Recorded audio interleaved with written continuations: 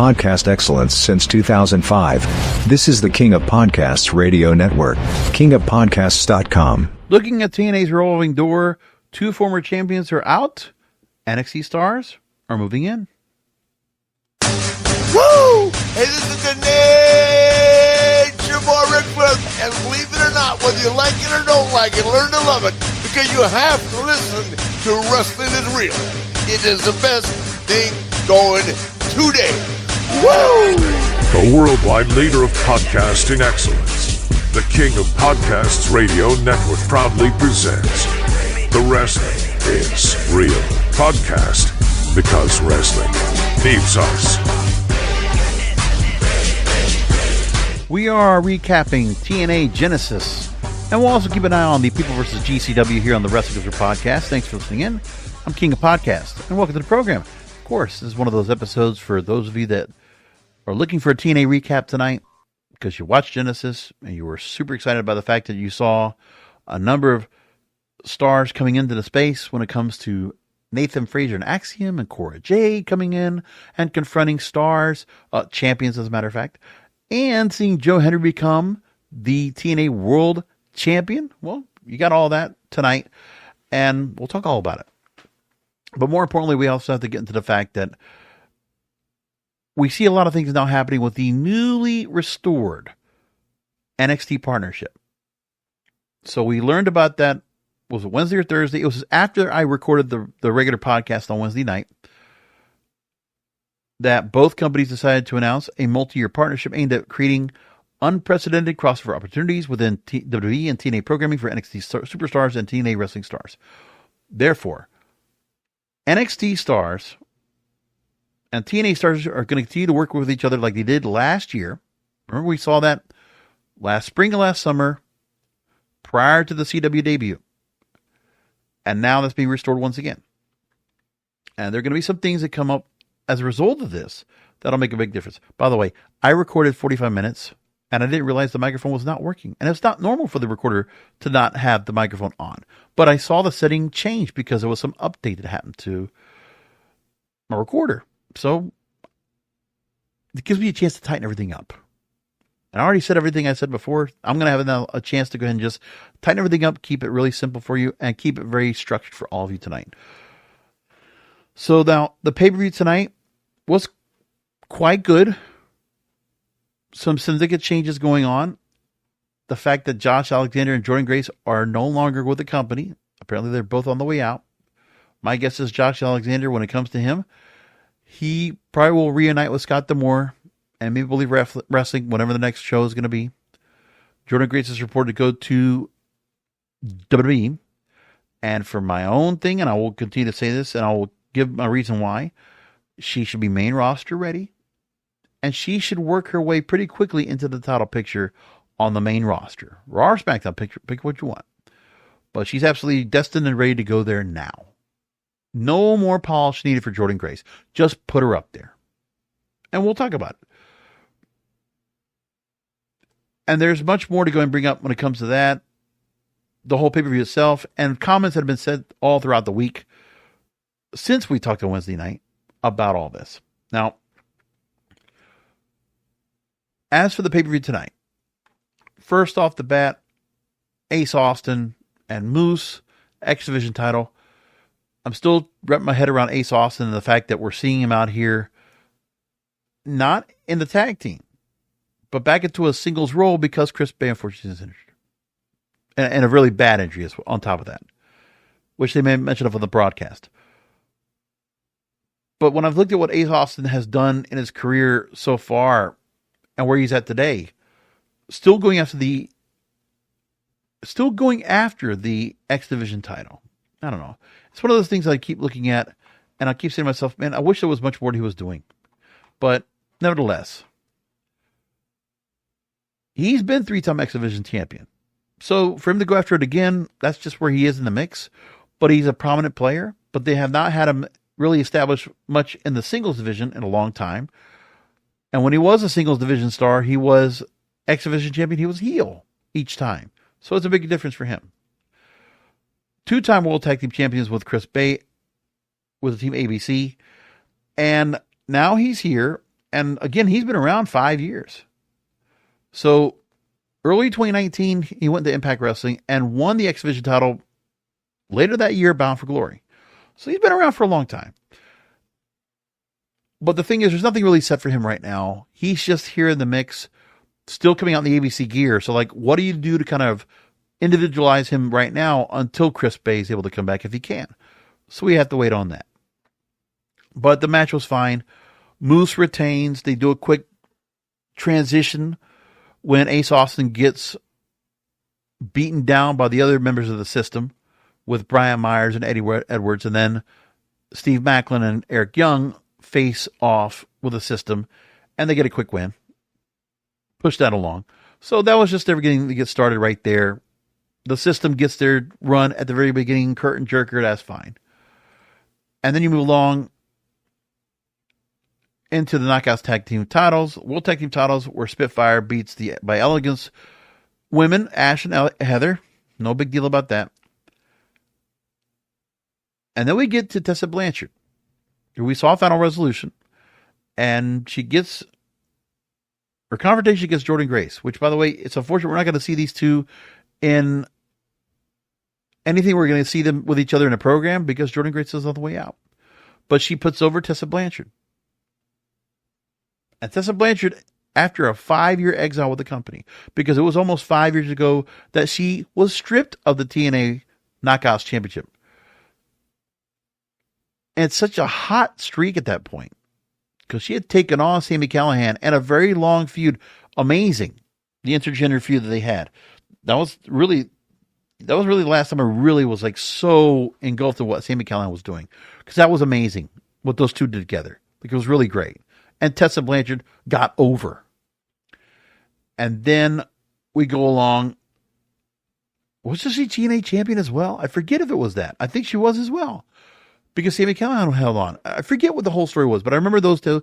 And there was a point where Eddie Edwards was actually being considered, because they were setting things up for Eddie Edwards to take on Tessa Blanchard. And then she stripped. The racist comments come to the forefront of her, of what she said to La Rosa Negra. And that just went into a firestorm during COVID, and she was out. And that was it. Fought Michael Elgin at Rebellion that year in front of no crowd at Skyway Studios in Nashville. And that was it. You know, we've heard blips of Tessa Blanchard out there, Women of Wrestling. I don't think anybody was paying attention. And nothing much else. So she was out of the mix. The question is for the crowd, for the juvenile and delusional fandom. Yes, that's a new phrase I now am going to start using for the toxic wrestling fandom. And there are connotations to that. If you read into it, you'll understand what I'm saying. So get used to me talking about the juvenile and delusional fandom of WWE and how they react to what's going on anywhere that's not their product or the WWE product itself. Talk about critical, talk about triggered, talk about easily tempered. It's all of that. Throw the toys out the pram kind of stuff. And oh my God, anybody says anything about their stuff, about what they believe, and they have to go and come to the defense. And of course, there are those that are very vocal in the juvenile and delusional faction, that element of the toxic wrestling fandom that is going to go ahead and blow up on everything.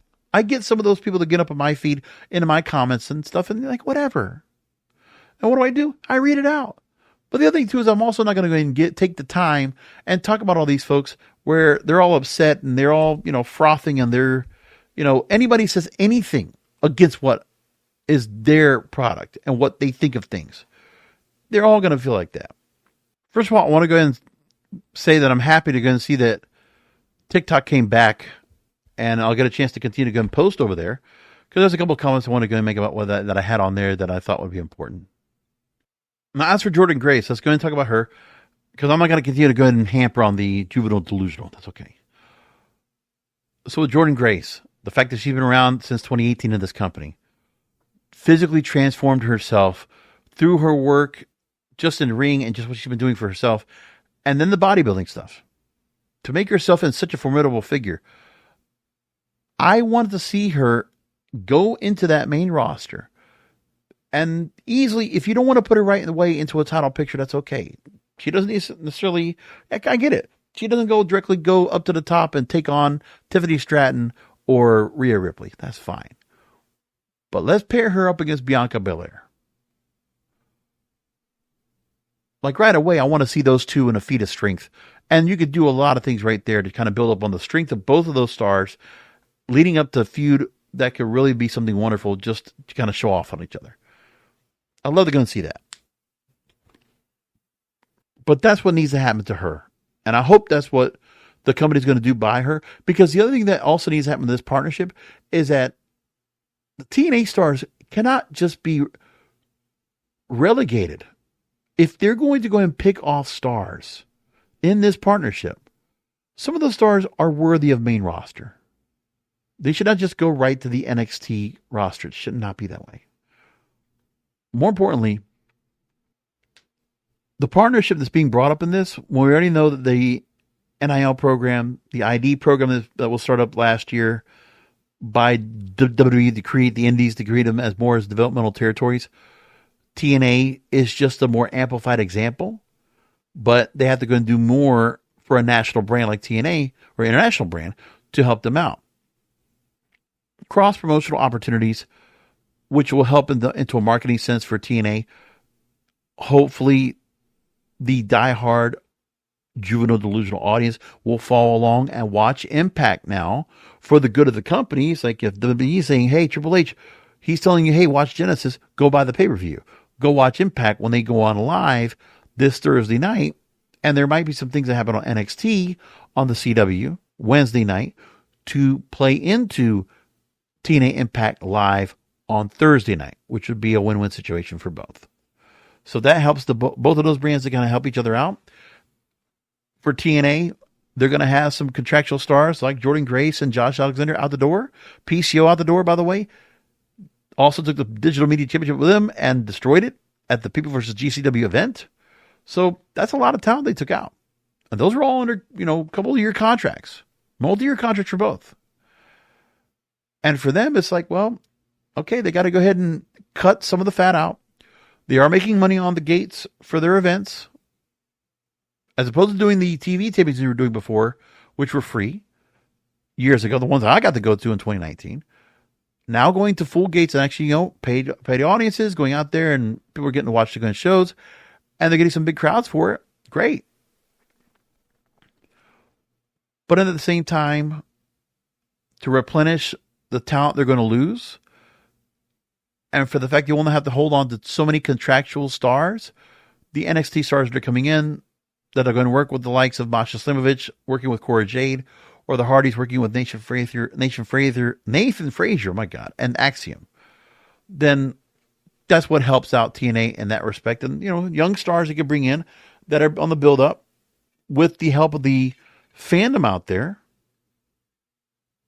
adding a little more excitement, a little more buzz, social media worthy, right, I guess, to kind of help out in that respect. Imagine some of those juvenile delusionals, Twitch or Kick streamers, or they're on YouTube or Instagram or whatever, or TikTok, starting to stream Impact. And that might be the way they get to watch Impact, because they're not finding Access TV, or they're not going to find out any way to stream it, but they want to be able to stream it. This might be the way. Could very well happen. But now this revolving door is in place. So now we're going to know these NXT stars are going to be coming in. What are they going to be doing with them? And what's also important is that they're taking certain stars that are very significant for NXT and bringing them over. Because Cora Jade have done a lot of work with the tag team champions with Nathan Frazier and Axiom. They've done a lot of work with as well. So they're prominent. I don't know if Oba Femi is going to be coming over, or Trick Williams is going to come over, or, Javon Evans, I couldn't tell you. Ethan Page, nah, I don't think so. Lexus King, I don't know if that'll be either. So these are the kind of things you got to think about, like who's going to be considered to be brought over in this crossover partnership. But I don't think it's much more of an extension than that. It's a little bit more formidable, a little bit more expanded partnership than what they had before last year.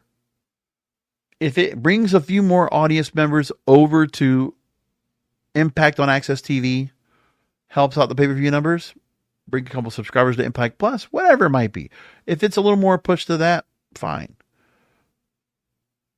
And what will TNA get out of this? That's probably what they care about that. So it's not so much for their stars, because they're already doing a thing where they can unload some overhead with what they're doing right now. That's what they're planning to do with this. Josh Alexander, Mike Santana in a match. They continue to build Mike Santana, so to give him a win for the likes of Josh Alexander and I Quit match. That's what they did. And they decided to go and tie in. Okay, so you get a respect thing right there. And Josh Alexander says, I didn't just quit the match, I quit TNA. And he's out. And with Josh Alexander and the career that he had, look, I'm not going to go ahead and rule it out. Of course, maybe some people are going to say, well, that means he can go join Ethan Page and recreate the North. Well, of course, the juvenile delusional crowd is going to go ahead and say that. I don't think so. I think he's got his loyalties to Scott D'Amore. I think it will at least work Maple Leaf Wrestling their next pay-per-view or the next event they're going to have. That's where I think it goes next. I don't know if he goes somewhere else. I don't know if Josh Alexander is destined for NXT or anything like that. I don't think he needs to be there either. But if they want to go and recreate that just for something, I mean, there'll be enhancement talent if they do that. But Ethan Page right now, he's in his set right now, rolling around the main event picture NXT and the world title. Masha Slamovich beats Rosemary in a Knockouts world title match. A brutal Clockwork Orange House of Fun match. A different setup than what they do for Full Metal Mayhem or for the Monsters Ball. You had weapons hanging on a chain link around the ring, but no enclosure, which was good. And quite a brutal match. Like there was the double table spot. What does it always happen to? Where you see somebody coming off the side of the ropes and they get dropped. And Masha Slamovich, I see she caught her head on the second table while she crashed through the first one. And I keep seeing that happen all the time. It's like nobody can ever hit that where they hit both tables at the same time, simultaneous. Doesn't happen. But they still got through the match. Still don't know how she did it and didn't have a concussion over that. Hopefully she didn't. But she stayed around and got the Cora Jade confrontation. That'll get set up for things. And as I said, Joe Henry, the build-up for him, going back, remember, goes back to 2018 as a goof-off character, a novelty character, joining Grado and Katarina, because there was the whole thing where Grado was just a lapdog for Katarina, and then she's with Joe Henry, and Joe Henry goes up against Eli Drake, the LA Knight we know now, for the Impact Global title, the former Legends belt, remember? Because they never gave him the world title. Went after it, but he never got that belt. And lost. And then you go into Slammiversary 2024. Oh, also, he was Digital Media Champion. And he did face some stars. He did face Moose and Sheldon Jean and, Brian Myers, whatever. 2 years ago. 2.5 years ago. And now, we had last year at Slammiversary, embedded into the 6-way match for the world title. That was Kaz. You had Nick Nemeth up against as well. Other names they had in the ring with Josh Alexander, and I forget who else. Maclin was in, I think, too. Right? But at the end of the night, Nick Nemeth wins. And Joe Henry, resilient, wins a contendership match over Kazarian and gets to face Nick Nemeth one-on-one at Bound for Glory. Loses there. Wins another contendership match at Final Resolution, a 4-way match, and gets to face Nick Nemeth tonight at Genesis and wins. Meanwhile, the juvenile delusional crowd and NXT and WWE, of course, they're gaga over Joe Henry. They thought, just give him the belt. No. As I said back in June last year, when we had the point where July, when Slammiversary happened, I said, no, I understand. Don't book Joe Henry to be the champion right now. Build him up. And they built him up. They gave him 2 contendership matches, built him up, got through the whole mix. Joe Henry was a much more serious set-up opponent in TNA. Now you pull the trigger and take the belt off of Nick Nemeth after a year. And he did it. And it works. Nick Nemeth had a long run as a champion. He lets it go. Have a great match together. A lot of back and forth, near falls, everything. And Joe Henry gets the win. Good on him. And everybody in that crowd tonight at Curtis Caldwell Center, they were all happy to see it happen. So that works out great. Joe Henry wins, and everybody goes home happy. And that works out for me as well. I like all that. Now, a few other things I want to bring up before we wrap things up. When it comes to what was being said out there, because when you look at what TNA is saying, there's what TNA is doing right now with the partnership. SkyTel Wrestling was on X. I saw this. I wanted to get a bookmark. I want to make sure to make mention of this. He made the point that the Performance Center will no longer exist as we know it in the next 2 years. Besides the obvious cost cutting to get people to Vegas in one training center. That's TKO with your UFC dojo, where NXT was featured for a pay-per-view. WWE will essentially outsource development to ID-approved schools, TNA, and the Indies. Right. Because they want to go back to the old system. Like Triple H obviously must have liked the old system where you saw stars like Randy Orton or Brock Lesnar or John Cena or Dave Bautista running through Ohio Valley Wrestling or Florida Championship Wrestling, which was, yeah, when you look at what Florida Championship Wrestling brought, you get Sheamus, you get Dolph Ziggler, you get Jon Moxley as Dean Ambrose, or you got Drew McIntyre, among others, right? Because there was so many stars that came out of those developmental territories and the work they got to go and do over there with the stars they were working with. Whoever was booking the matches there, whoever the producers were, whoever was training with them, and what they were going to do out there. So consolidating training facilities, the Performance Center will be something I think will be on the chopping block once the shareholders say something. Hey, TKO Group Holdings, hey man, you know what? Guess what? Performance Center, you got to cut that out. We need to go and build back some money, so you got to go in and do some cutting. So cut that out. Let those people go by the wayside. They can go work for some indie place, and they can kind of get attached there that way, right? You just send them off, and that's what you go do. And I can see them absolutely doing that. So I agree with them on that. I think that will very much will happen. There's a lot of stuff between AEW and WWE that has been talked about this week that keeps going on. I might point those things out on Wednesday. I won't say anything now. I know that Dave Meltzer and Rajiri over at Fightful, he's not there anymore. I forget where he's at now. But, they're all kind of like at each other's throats. And AEW's like going through their own issues. And Meltzer has to go and continue to like follow up on X, correcting the record for people, he says, right? So like everybody's going off on that. I could leave that for another day. AEW is now not going to release their pay-per-view calendar because there's now some issues with the WWE competition. Because there's some things going on where WWE is right now is trying to go ahead and counter-program AEW events. So there are some things going on as we already know. For instance, we already know that AEW is now not planning on releasing the pay-per-view calendar, because now the setup that they would have for AEW World's End, WWE is going to be holding a December house show at the same location. WWE had a house show, holiday tour house show in December for the World's End pay-per-view same week. So the Kia Center, which is where the Orlando Magic play, WWE had their house show, and AEW had their World's End pay-per-view at the Addition Financial Arena, a smaller arena, and try to get them basically just counter program. AEW is also looking about moving or holding Double or Nothing in a different location because the pay-per-view has been taking place from Las Vegas since 2019, and sources have indicated the decision has been making because WWE is going to be holding WrestleMania in April at Allegiant Stadium, which might be something they're going to kind of change things about. But there's also been some things talked about where WWE's trying to go up against and counter program and make things hard on AEW for whatever reason. There's some thumb up their ass about it. Which AEW is not a threat to WWE at all. Except for the juvenile delusional fans out there. Those are the ones that are all upset about AEW. And anybody talking about their brand. That's all they're concerned about. Whatever. Okay, one last thing.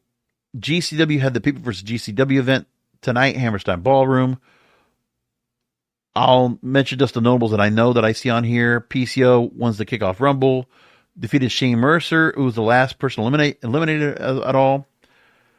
They had their Ultraviolent World Championship contenders matches. Effie took on Allie Katch, and over referee stoppage, Effie won the match. Mance Warner